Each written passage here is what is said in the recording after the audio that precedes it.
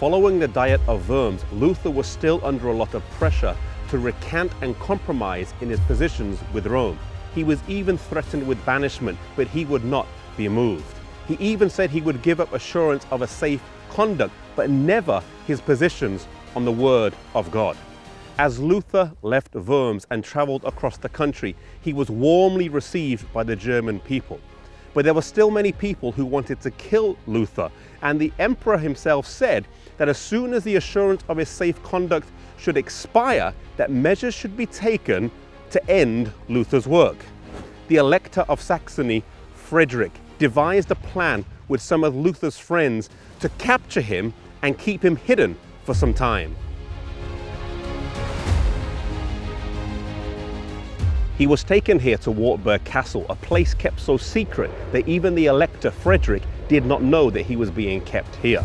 Luther's enemies rejoiced, thinking that he had been defeated, but this time for Luther would prove to be a double blessing. Not only did it withdraw him from the heat of the battle, but it also took him away from the public praise and adulation, something that can spiritually maim even the strongest of men.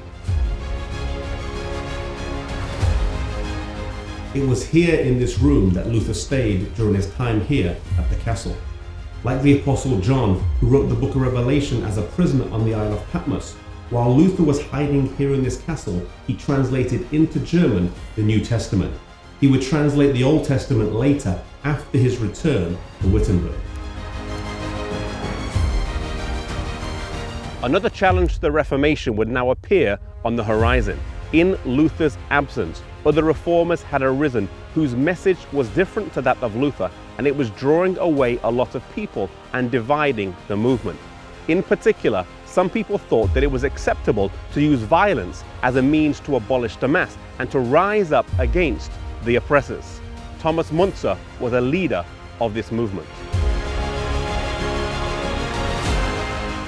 This news was relayed to Luther, and he felt a deep burden for his people back in Wittenberg, as he thought of them as a shepherd thinks of their sheep. Despite having no assurance of a safe conduct, he left Wartburg Castle and headed for Wittenberg. Luther's return caused a great stir, and the church filled at the first opportunity to hear him speak. Luther stood up and reaffirmed that the Mass was a bad thing and ought to be abolished, but that no one should be torn from it by force. It was not their job to force the conscience of anyone, no matter how strong they felt about the matter. Luther was able to check this uprising for a while, but it would arise later on with devastating results when Thomas Müntzer himself was killed. Every time there is a true revival, Satan brings a false one along. Even so, at the end of time, there's going to be a true revival of godliness, and then there's going to be a false revival as well. May we be faithful to God, that we will be part of the true revival that will take place at the end of time.